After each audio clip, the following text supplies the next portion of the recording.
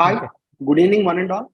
So, this is NLN Sharma, lead mentor, IMS Hyderabad, and we have our esteemed guest, Professor Vinay Kumar sir from IMT Hyderabad, chairperson, PG programs, IMT Hyderabad. So, we are going to deal the most burning topic for all the serious CAT aspirants: stress management techniques for CAT examination. All right. So even though preparation is one level, and how to deal and how to be mental conditioning, right? How to be calm and composed in the examination to score more. So these are the questions which students frequently ask, right? Even though we have done the entire syllabus, but we are not able to cope up the stress in the examination. So professor will give you the best tips to deal with the stress. Before that, right? So I want to introduce Professor Vinay Kumar sir to the students, right? Hi, sir. Welcome to our webinar. Hello, everybody. It's great being here today. So Sar has done his FPM in IIM Bangalore, and he has done his MTech from IIT Bombay, and he's dealing right now operations management in IMT Hyderabad, and he's chairperson for PG programs in IMT Hyderabad. And most of you might know, IMT Hyderabad is runs a full-time program of PGDM management, right, and executive program also. Uh, so I'll not waste your time. Sar will take over the session and will give his valuable tips to your students. And Sar will take all your questions, right? So you can ask each and every question in the question and answer section box, right? So don't try to write down in the chat box. We are, whatever the doubt you have, you can write down this in the question and answer. We will see all those questions and Sar will answer each and every. Sir, over to you, sir. Thank you. Okay, thank you very much.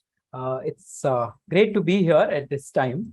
It has been a stressful day for me. I had two classes before this. So, in terms of managing stress, very experienced, have been through a lot of stress in my life.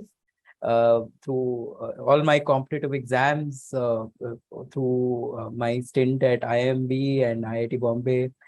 So, I think I want to start off with just a raise of hands. I think the participants can raise their hands, right? So my first question is, can you avoid stress? Is it possible to avoid stress? Raise of hands, tell me, is it possible to avoid stress? Okay, just a few of you think, okay, you think that you can avoid stress. Yeah, so essentially, I think I'll also look at the chat window to see. Yeah, okay. Anonymous attendee says, I go blank on this exam day. I've been studying 8-9 hours a day, feeling exhausted at the end of the day. Uh, so, stress is something that comes when you go out of your comfort zone. And we all know that going out of your comfort zone is something that you need to do to progress in your career, in your life, right? So stress is something that you cannot avoid. Okay, so you are currently, the competitive exams that are going to happen in the next month or so are the most stressful factors, right? But they will pass and then there will be more stress. You will get into your dream B school and you think stress will end there, and that's not going to happen, right? From day one, even before day one, from the orientation program, stress begins. It will it will start. You prepare your resume, prepare for the summers. Term 1 starts, term 2 starts, term 3 starts. So stress is something that you cannot escape. But what you have to train yourself to have a successful career, to have, to be able to navigate the B school future that you want to be in, you should learn how to tame your stress, how to utilize that stress appropriately to enhance your own performance. Now, different people manage their stress very differently. Okay, not everybody can follow the same tips to manage their stress. So what I'm going to talk about is different management styles of stress and what are established ways, methods of dealing with stress.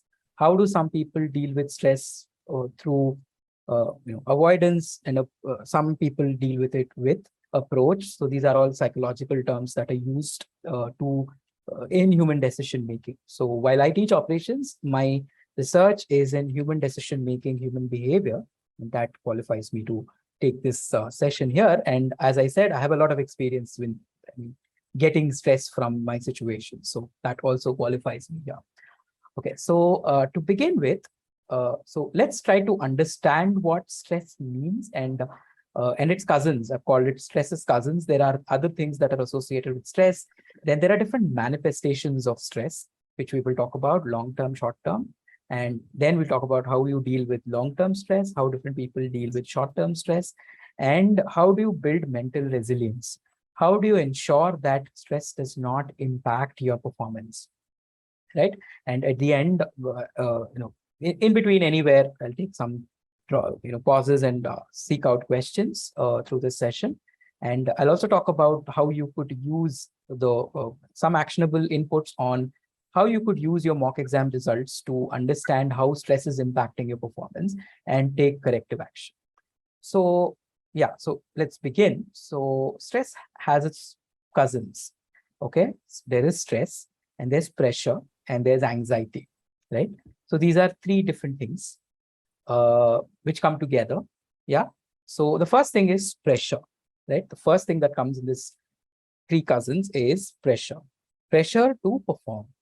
Yeah. So you're all currently under pressure to perform to the best of your abilities in your competitive exams in order to be able to have the dream career that you're looking for, right? Pressure is good. Pressure is what pushes you to perform better. Yeah. Without pressure, you wouldn't perform, right?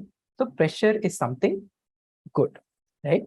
Pressure leads to stress. So pressure is basically a concern or urgency that can make you more alert, motivated, and driven to seek solutions, right? So you are, in this situation where you are looking out for a career and there is pressure on you right now to make the best out of the next 1 month or 2 months in order to have that career. So there's that push that should make you perform better. With pressure comes stress. Stress is basically mental or emotional strain that is a response to the pressure. And the pressure is usually because of external causes, right? So stress is a result of pressure. And anxiety is an outcome of stress. It's a reaction to stress, which is what you have to alleviate, you have to manage. Yeah. So it originates internally. So pressure is coming from outside, but internally you're processing stress to create this anxiety for yourself, which is leading to underperformance, right? So I appreciate the fact that so many of you have come here to hear about stress. That I would assume is that you're kind of experiencing stress and anxiety related to the stress that is coming from the situation that you're in, right? So managing your stress without turning it into anxiety is what you need to understand. Anxiety leads to underperformance. You should ensure that the stress is appropriately channelized to perform better as against it leading to anxiety, which has negative consequences, right? So that is about stress and the different manifestations, different ways in which stress, the process in which stress comes to you. Okay. So there are different manifestations of stress. Stress could be long-term, that is, you are worried about your long-term career goals. Will I be in the B school that I am targeting? Will I have the career that I want? What will people think of me if I'm a big failure? Am I overestimating myself? Am I even capable of writing this exam? Or is this a big mistake that I'm committing so much time to this particular exam? So these are long-term stresses, right? And then there is short-term stress, the stress that you experience in episodes. So that happens when you're writing the exam. So there is this physiological impact of the stress. Your hands shiver, your palms sweat, your rate of your heart increases, you make bad decisions, you take a call to answer a question when you should not have attempted that question because it's not answerable. It's better if you had better let it go and go to the next question. These things. So here in long-term stress, which is psychological in nature, right? This is something that keeps impacting you over time, right? Short-term stress is something. So long-term stress is about, will I get into the B school that I really want to? Will I be branded as a big failure if I don't clear this? Am I overestimating myself? So it's primarily psychological and impacts your long-term well-being, right? It's like, every day you are lifting heavy weights.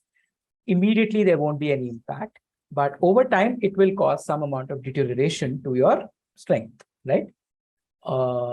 Short-term stress is inability to perform under pressure.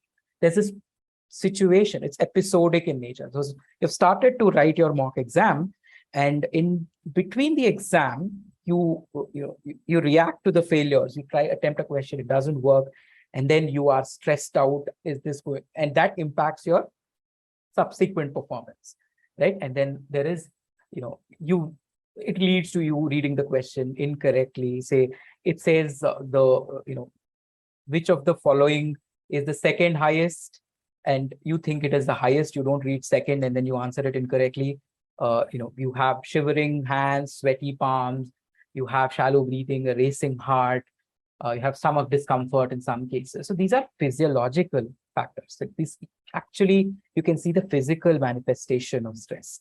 Both of these have to be dealt with in different ways.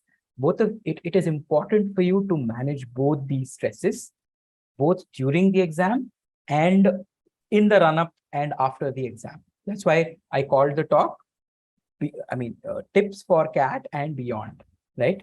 There is this overall emotional well-being that you need to have in the entire run-up to the exam, and not just during the exam.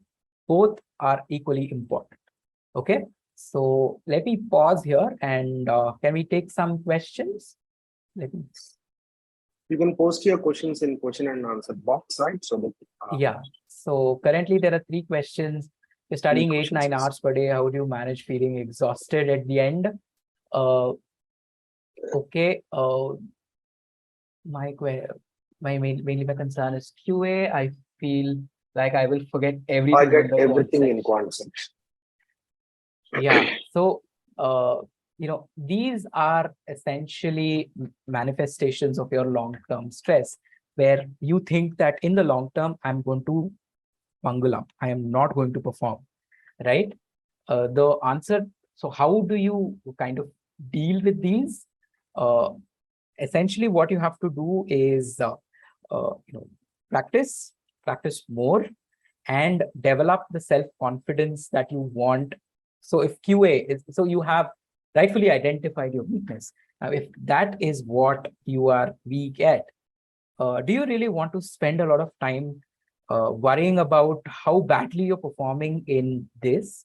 Or do you want to strengthen yourself in the other sections? What you have to do is work on your weakness to the extent that you're able to clear the sectional cutoff, and develop your strength in other sections where you can do really well, right?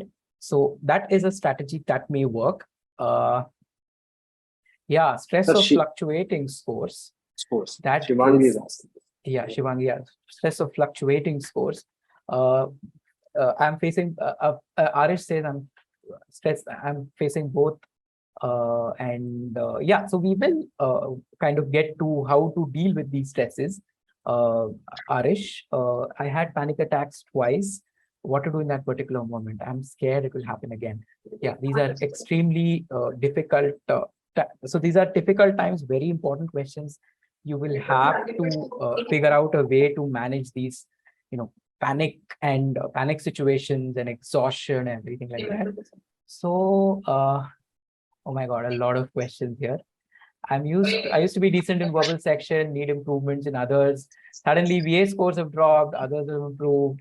This is impacting my overall scores. So fluctuating scores, right? Again, I've reached saturation stage in work, still stressing me out. I'm not able to figure out how to get out of this rut. how to avoid sleeplessness caused by stress. Okay, so these are all common. There is a common theme in these questions, which is there is this preparation anxiety that is fluctuating scores. There could be, specific sections that I'm not very comfortable with right now. I don't think I can do better than this. These kind of questions. Instead of looking at each and every question, anonymous attendee says, I think I have multiple health problems, mental health problems. I've been meaning to see a therapist. If you think that a therapist can help, please reach out to a therapist. A B school professor is not qualified to give you mental health advice, except that we can help you manage your broad, because we have experience, we've seen students who have managed their stress successfully. We can give you some basic inputs there. So let us go into detail, right? Maybe this will help you. Long-term stress, that is, you have exam anxiety, exam fever, right? And you are experiencing fluctuating scores. You are, seeing that in some sections you're not doing very well.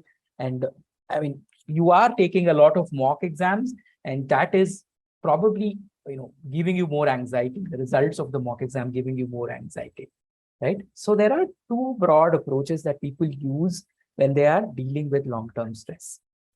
Okay, and pick one that suits your style. Okay, some people use approach. Approach is those guys who have a capacity to take stress. That is, who have the capacity to take stress head on.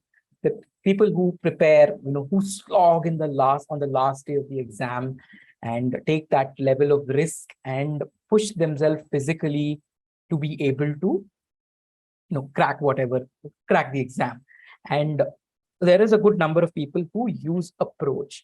I will face this stress head on. Now, what these people do, so these people think, they frame their approach as, the next month is going to be life altering, and this is a life or death type of a thing, and this is what matters to me, right? So this is one way in which people kind of deal with stress. I'm not saying it's a wrong way. It is suitable for some people where they are only worried about the now and here, and I will just, blast through this 1 month, giving it my best possible. And if that is a style that you are good at, you think you can manage, you should definitely use it. And these people, have to kind of always stay pumped up, motivated. They have to, these people visualize an outcome. So often when you are working for the long term, people say visualize an outcome. That is, look at yourself in a blazer walking down the corridor of a B school that you dream of, right? Look at yourself, visualize there. You are walking out of a Morgan Stanley interview and you have cracked it. Look at yourself in the future, and that is something that will motivate you. It doesn't motivate everybody. It motivates some people who use approach as a way to deal with long-term stress, right? So visualize the outcome. So there are people who will have posters of the school that they want to get to. So there's a poster of IIM Ahmedabad logo in their room, and that keeps motivating them. If that is something that can help you, that is one style of managing stress. Engage with content or people from your target B school. That will keep you motivated. So because you want to be pumped up, you need this adrenaline pumping throughout the duration in the run up to CAT. Every day you want to be motivated in the morning to get up and look at yourself in a blazer in that B school. So you stalk current students of that B school online. You look at the content put out by that B school. You expose yourself to more and more mock exams. You compare your performance with that of your peers. You see where you're falling short. You help, you improve it. Essentially, you are making that stress work for you, right? So this is approach, and this is something that some people can manage, right? And if you think you are somebody who can take this, you have to be really committed to it. And the good, and because you are, it's a high stakes thing that you are investing all your mental resources into this one exam, which may determine the course of your life, but may actually not. So if it doesn't work out, you should have the mental resilience to bounce back from there as well, right? So you could go all in, or you could avoid stress as you avoid stressors. There are stressors in your path towards the CAT exam. uh, Avoidance is also an approach that you can. So there's one more point here, which is don't let toxicity creep in. So it could lead to arrogance and toxicity, and that level of negativity can come if say somebody has performed slightly better than you, and that could really be demotivating here. So don't let that toxicity creep in when you have an approach style of stress management, right? So facing the stress head on, and using its power, the power of stress to motivate yourself, is one approach, which may or may not work for you, but that's one approach. Another approach, which is the opposite of approach, is avoidance, right? And my guess is that people fall somewhere in between. You want to do a mix of both these strategies. In avoidance, you kind of frame the challenge in front of you, saying, look, the next month is going to be challenging, and I need to navigate through the challenge. I need to survive through the challenge, right? You're not projecting it to the future saying, look, if I don't do this, I'm a failure or something like that. You're only saying, it is going to be a tough time. It's going to be a bumpy ride. I am going to brace myself for this bumpy ride, right? So how you brace yourself for the bumpy ride? If it doesn't work out, have a plan, right? Have a backup plan if it doesn't work out. Okay, my target B school doesn't work out. Then what else? What are my other options? And I could always fall back on those options. There are a lot of people who have not, whose life doesn't depend on CAT. And that's pretty much of how you have to approach this, where you kind of downsize the overall impact the challenge would have on the rest of your life. Yeah. So if this doesn't work out, something else will definitely work out. Yeah. So have backup plans, create legitimate backup plans in your head, saying, okay, if I don't do that great at this, it is fine. I will fall back onto this job that I have, or this other option, backup B school that I have. It is all going to be fine. So in the long run, what matters is your work ethic, right? So, and have interactions with people who are outside the scope of CAT prep, right? People, your friends, your family, your girlfriend, boyfriend, whatever, your partners who trust you, who can keep motivating you, but are beyond the scope of CAT prep. You can't, people whom you don't have to talk about whether you're good at mark or quants or whatever, but people whom you can have other conversations with. Have that channel open to alleviate your stress. Develop resilience to defeat, which is where the fluctuating scores come, right? So there is a dip in the score that does not mean anything. There is that broad variation that you as a human being have. You want to reduce the variation to the extent possible. Sometimes you do well, sometimes you don't do very well. And that is the random variation that is happening. It may or may not be directly related to your performance. So don't read too much into a dip in the score. Like if you got 2 marks less than what you got before, it is not a pattern, right? If there is a trend, you can see the trend, but if it is fluctuating, it is fine. It is a random fluctuation. That's pretty much a word. So don't get bogged down. So that is the challenge, right? I don't want, so don't be result oriented. Be process oriented. Keep doing your best. Every question that you try to solve, let it be like a challenge. Yeah. Let there be joy in the way you answer the questions. You are, looking at it as a process. There are these amazingly difficult questions which you are solving. And every time you solve a question, whether you're solving 10 of them or 50 of them, every time you're solving a question, you should get a positive kick out of it. And that process is what you need to enjoy. And you have to develop a work ethic that, look, this is the amount of time I am definitely going to spend with my CAT preparation, right? Try to avoid procrastination. Essentially, people who use avoidance as a strategy build discipline into their build discipline into their schedules, so that they don't have to do that last minute slogging, right? So these are two diametrically opposite approaches on dealing with overall long-term stress, right? You could fall somewhere in between. You could use some part of this, some part of that in your journey, but both of these are legitimate. Not everybody processes stress the same way. There are no single tips that I can give to everybody.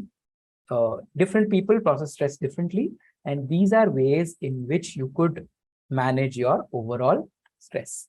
Okay. Yeah, so let me take some questions here. Unable to sleep during nights, even in dreams, only lower SIMCAT marks are coming. What should I do? Right? Yeah, so that's what. So don't be result oriented. So you probably should avoid, honing in so much on the marks. Just look at the process. The act of taking SIMCAT itself brings you to the groove. The more SIMCATs you take, the better you get at solving the paper, right? So don't read into specific trends of increase or decrease of specific scores in specific sections.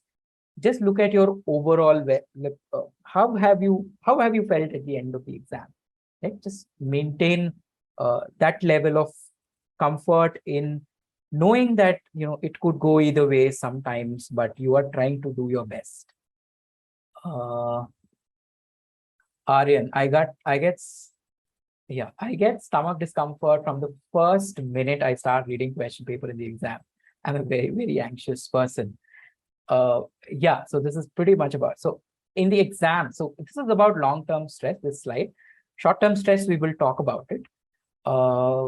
What about the moments where I have changed the answer during exams because of lack of judgment? So during exam stress, we will talk about, that is short-term stress. I'm unable to increase the number of questions, 40 minutes. Again, during the exam, not improving in work. Sometimes I feel I'm not meant for big exams like CAT till now. Haven't cleared any big exam. How to deal with it? Yeah. So this is long-term stress, right? So maybe you don't have to worry about clearing exams. Just worry about the process of writing exams. Instead of being result oriented, instead of looking at them, so you have to look at the marks to measure your performance. But instead of looking at the marks as a judgment of you, look at the marks as a judgment of the process, right? So there is this process that I'm undergoing. There is this hard work that I have to put in, the hours I have to put in order to go through this process of writing more and more mock exams, practicing more and more, and trust the process in achieving the result that you want to achieve. Yeah. So that is a way to, ensure that you have sanity. And if God forbid, best wishes to you, if it doesn't work out, have an alternate plan upfront right now. So if you think you're not good enough to write any big exam, that's absolutely fine. It's an okay opinion to have about yourself. That doesn't mean you run away from the exam, right? This exam is something that you should undergo in the next 1 month. You're committed to it, right? What it takes, you give it your best. You give it as much energy and mental resources that you can for the next 1 month. And you can always look at the future, after that, right? So these, I think, how to overcome negative thought. I overthink about the results during preparation. How not to overthink about results during preparation. So there is some amount of training that you can do to yourself, right? And nobody can really come and help you in this regard. Is that, okay, there are these results, and every time I open the results, my heart starts pumping and I worry about how much I will get. It is a legitimate worry. You have to train yourself to bounce back every time it demotivates you. It gives you the negative thought that you're not good for this. What matters is the process. Yeah. Unless you're an approach kind of a guy, right? avoidance. So people who use approach as a strategy, they are not deep, so they will not let the low marks become a challenge or pull them down. What they do is they see where they went wrong, and essentially by focusing on all the questions that have gone wrong and learning from them. So use that as a learning opportunity. And so you look at failure in SimCat. It's a SimCat at the end of the day, right? It's not your actual cat. So it is a learning experience. So look at where you went wrong, how you can do better next time, right? So I think we'll move on. How to restart my mind. Yeah, these are during the exam, so can't score much in marks, but I get questions correct when doing them otherwise. Yeah, so these are all about short term. So we will get to short term stress. So there is this part of a brain called amygdala, which has been designed by evolution for you to kind of help sense dangers. If a rock is going to fall on you, your amygdala fires, and it gives you a sense of danger, like the hair on the back of your neck kind of raise, and you kind of get your brain gets a signal to fight or flight. That is, you want to run away from the situation or you want to fight the situation, right? So it's close to, so it's just like approach and avoidance, but fight or flight is much more reactive. It's immediate, right? So there is sweaty palms, rapid heartbeat, irrational decision making. Essentially, you're making bad decisions. When amygdala pumps out adrenaline into your brain, you're making bad decisions. You are being irrational. And this happens even so when we do sessions for stress management during work. Even there are situations where there is this amygdala hijack. Your stress captures your brain, and you take calls that you're not supposed to take. So for people who are working, we say, okay, maybe you take a break, go and have a coffee, sleep over it, come back, avoid the situation and all of those things. But of course, you can't do that in your CAT exams. You have to deal with it head on, right?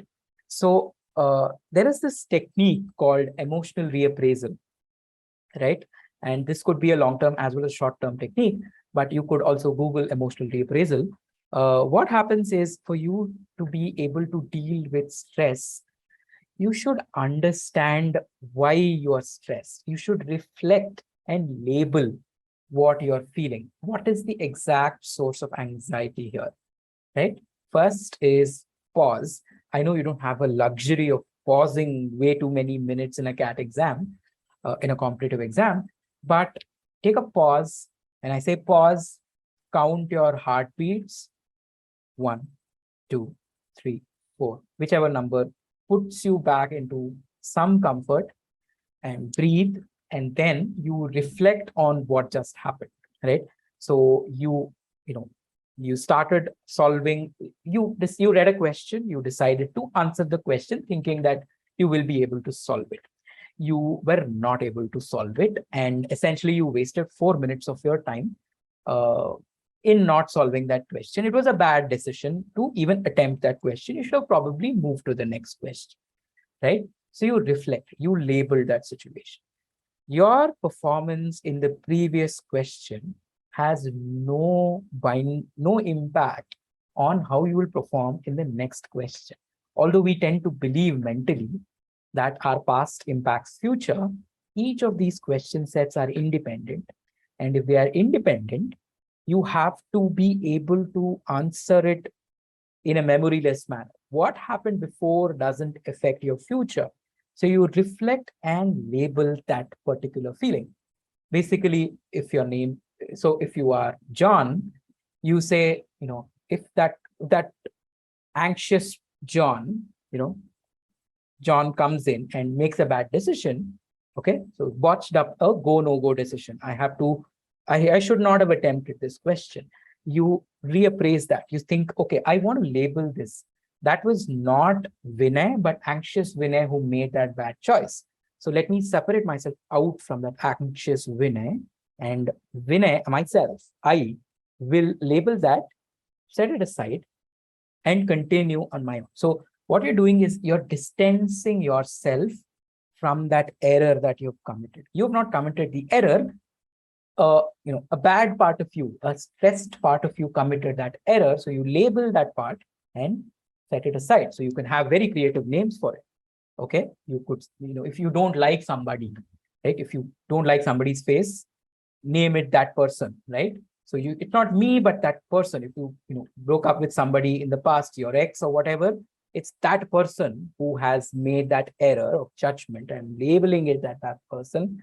And I am this new person who is attempting my next questions.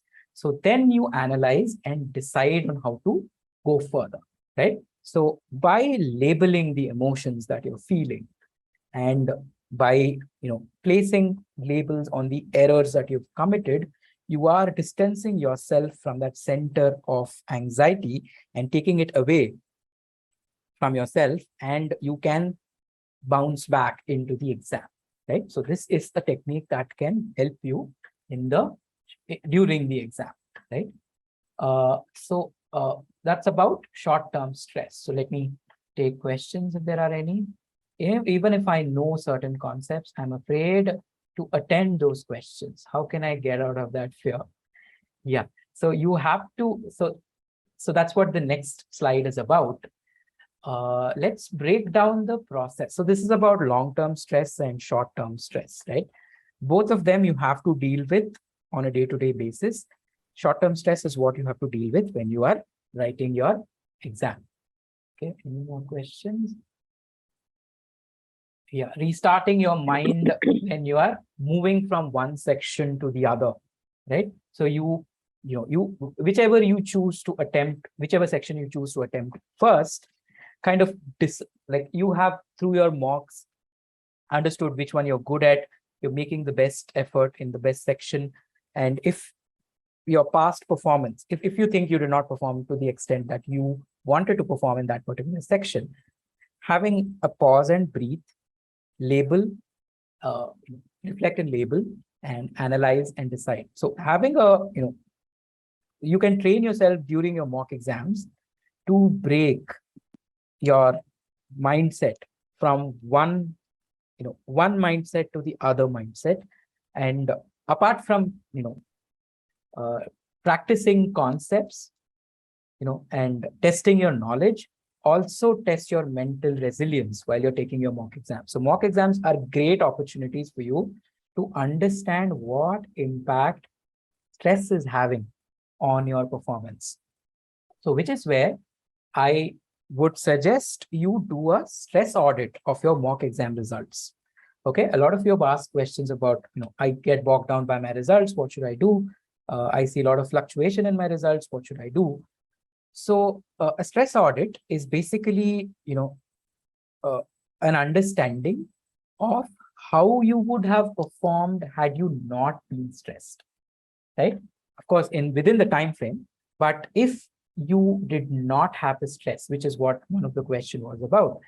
Otherwise, I'm able to answer, but during the exam, I feel stressed. So you try to understand the impact stress is having on your performance. So by making an audit of your results, you will be able to understand the level of impact stress has. And the moment you measure something, you will be able to control that, right? So what you're looking at right now is just marks. But what is underlying mechanism that is impacting those marks? If you get an understanding of that, if you get some amount of self-awareness of that, that is something that could possibly help, right? So let's dissect the competitive exam process. So there are a lot of questions. You read the question, you decide, you give it a quick reading, you see, shall I answer this or not? If you want to answer it, so there's a go, no go decision that you make. You decide to solve it. You check if the solution is correct, and you go to the next question. That's the broad process, right? And failure could happen at any level. Yeah, you could have made a bad go, no go decision. You could have solved it incorrectly. You could have checked it incorrectly. You could have read it incorrectly, right? So you have to conduct an audit of your mock exam results to understand how much of your performance is attributed to knowledge. So how many marks did you lose because you didn't have the knowledge versus how many marks did you lose because you were stressed? You can separate that out. Yeah, you could see, is it because of a silly error? Did I read the question wrong? Did I just do some fraction instead of a by b, b by a, and which led to the error? Is it because of a silly error? Yeah. What should I have done to dissect to ensure the silly error doesn't happen? Yeah. So in the future attempts, when you're trying to do, you try to avoid those silly errors. If you've understood how you're making these silly errors, right? Uh, you knew about you knew it, but could not solve a question, which is what one of you said. How many such questions is it occurring for?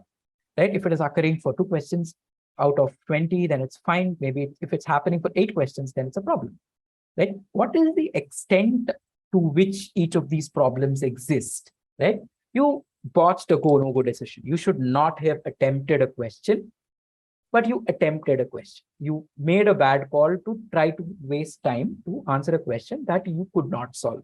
How many such questions are there where you made a poor decision, took a poor call to answer that question when you should not have answered that question, right? Questions you didn't, and then how many questions didn't you get to at all due to lack of time? Okay, so there's those questions at the end that you did not attempt at all, out of which how many of them could you have answered because, or because the time got over, right? So you do a stress audit, okay, a self-stress audit of your answers, your performance, and what is your stress-free score? Yeah, so you compare your stress-free score with stress with your actual score. Stress-free score is your actual capability, right? Build your confidence based on your stress-free score and try to deal with stress and try to hit that stress-free score. Okay, don't judge yourself based on the results of the exam that you get, but based on your audit of the results. I could have done this better had I not been stressed. Knowledge is a different thing, right? So you have to prepare, to the point of knowledge. Yes, you have to actually prepare to the point of absolute understanding of all the topics, but you may not be able to do it across all the sections, all the concepts. But whatever you prepare to a point of absolute confidence. You will have some. So if you find it difficult to conquer the entire thing, focus on what you think you're strong at and ensure you clear sectional cutoffs in your weaknesses. Overly focusing on weaknesses is not something that is optimal utilization of your mental resources. That's the prescription I give. So yeah, and I'm sure there will be a lot of people who will give you more inputs on this. I mean, people who do professionally trained CAT aspirants would have definitely a lot of inputs to give here. Broadly, what you have to do is build mental resilience, right? For your general well-being and beyond, even in your life, mental resilience is about enjoying the process, right? It is something that we've all seen. That is there even in Bhagavad Gita. Enjoy the process. In Bhagavad Gita says, enjoy the process. Forget about the result. Result will take care of itself, right? Enjoy. Work brings joy. So people, when they go to work, it brings joy, it brings stress also. But overall, it's a pleasurable experience. You are being useful, right? Likewise, by solving these very tough problems, which not everybody will be able to solve, you are doing something great, right? So enjoy the process. Find a sense of purpose.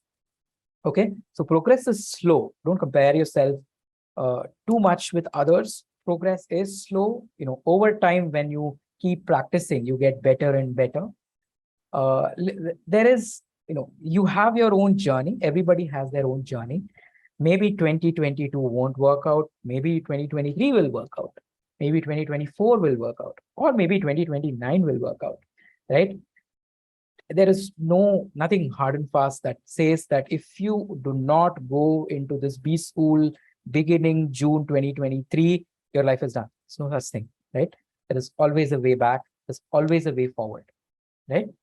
Connect with others. So there's good all around you, right? You should learn to find, so you should, fruits of good are, so there are good people around you. Connect to them, They will encourage you, they'll motivate you, and basically you should try and expose yourself to the world outside also, rather than just focusing yourself on that in group of CAT aspirants who are all dying to just clear this one thing, right? And adapt to change. There's going to be change, so it is good to practice curiosity. So there could be newer formats of problems that are coming in CAT. So instead of looking at it as a challenge, maybe look at it as, curious. I mean, I want to see how I react to this new set of problems, right? So that is some way of, ensuring that you have built some amount of mental resilience. So this is what I have to talk about. And let's see, my parents keep wasting my time. Okay. Anonymous attendee says, I keep losing focus and it's really hard to find the tempo back. Okay. Yeah, anonymous attendee, if your parents are the ones wasting your time, you really need to sit them down and have a proper conversation about what you want to achieve. Maybe they are not looking at you as somebody who can, looking at you as somebody who is meant for CAT, or maybe they have other plans for you. Parents are your best well-wishers, right? If they are wasting your time, if you think they are wasting your time, it is good to communicate what you think, the fact that you think they are wasting your time. Aditya TV says, can you suggest a daily practice to manage your stress?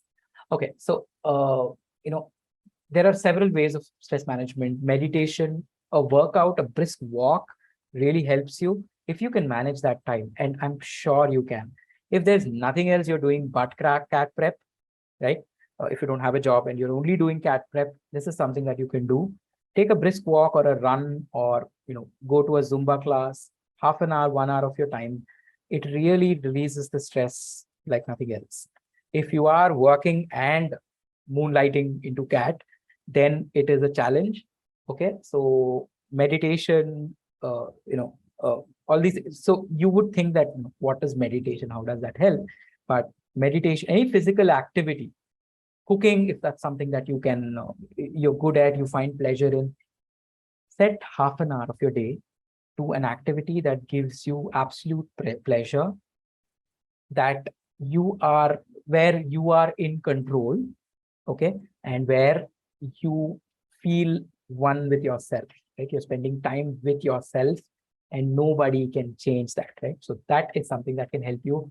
So this is a long-term thing. So even now when people come to us for stress management courses, we say, look, spend time with yourself, half an hour a day, just have a conversation with yourself, introspect about what is stressing you, and that just merely being self-aware of what is stressing you and how you can deal with it could definitely impact your stress levels. Yeah. Any more questions? Oh my God, so many more questions. Is it 20 minutes? Oh my God, Urvish Rana says it's 20 minutes enough for meditation. There is no such, so 20 minutes, 30 minutes. So don't set a clock alarm and do 20 minutes meditation. Meditation doesn't work that way, right? I'm not, again, a yoga practitioner or somebody. You have to set aside some amount of time that you can afford to set aside to do things that give you mental peace. That is the prescription. It could be a run, a walk, a dance, any physical activity, cooking, sometimes meditation. 30 minutes, I think, is something that we can afford to set aside, being awake and aware. Yeah. If you lose track of your preparation, what is the best way to get back on track fastly? I think what could help if you've lost track of your preparation is to, go back to your previous, results and see what you've done, right? So that is something that would probably help. The best way to get on track is to get on track. There is really no shortcut to it. Yeah. So it would help in your, preparation if you make copious amount of notes, which some people kind of fall back on. where they are giving themselves pointers for the future. So for instance, think of if you're not really confident that you will be able to crack it this time, right? You can create enough knowledge for your future self by writing down or underlining in your circling, underlining, journaling, whatever, pointers to future self, which you can fall back on to get back on track. So that is something that you could do, Ritesh. Okay. Yeah, Aditya is somebody who's keeping on asking a lot of questions. He's worked for 3 years, left the job in July. In the month of August and September, I felt sick, lost my confidence, mentally disturbed, my fear of failure and CAT exam and anxiety. Aditya, you worked for 3 years. That work experience is so you were an approach kind of guy. Maybe now you should be so as you grow, you become more of an avoidance kind of guy. You will learn how to be more disciplined. It's okay if you're jobless now. I mean, you will always get a job. You have 3 years of work ex, right? And there are options. So look at backup options. For whatever score you get in CAT, there is, as long as it's a respectable, decent score, there are B schools where CAT score is not given as much weightage. Maybe other academics are given weightage, work experience is given weightage, interview performance is given weightage, and that's where you will probably get to. And your 3 years of work ex will definitely help you get a head start over primarily fresher audience, that fresher type of people who would be there in the batch. So I don't want, failure in CAT exam, I don't think you need to worry about. What you need to worry about is, will you get your target B school, or is there a backup option? Yeah, 3 years of work ex is good work ex for you to go back to the industry as well if it doesn't work out. So yeah, so you have to deal with these negative thoughts. And yeah, since you're jobless now, you will find a lot of time to bring these negative thoughts back up. So I think some of the things that were discussed today, you could use them to arrive at a better solution. Anonymous attendee asks, everybody I know, students entering for entrance exams, is having fun in their life. I know I have to look at the big picture, but I still feel FOMO. How to deal with it? I don't know what to answer to this. You think, so it's not, if I know anything about people who are preparing for competitive exams, I don't think anybody is having a lot of fun. If they're having a lot of fun, then they are not slogging enough. So I think, everybody is on the same boat as far as the stress is concerned, right? If they are having fun and you feel FOMO about it, I think that's a wrong approach to look at it. They are missing out on opportunity that will potentially come. They are missing out on the time that they can productively spend in the next 1 month to alter the course of their career, right?